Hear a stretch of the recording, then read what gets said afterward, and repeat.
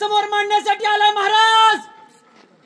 सिंधुदुर्गामध्ये गेल्या 3 महिन्यापूर्वी आपला पुतळा कोसळला, पण पाणवलेल्या डोळ्यांनी बघण्याशिवाय आमच्याकडे पर्याय नव्हता महाराज।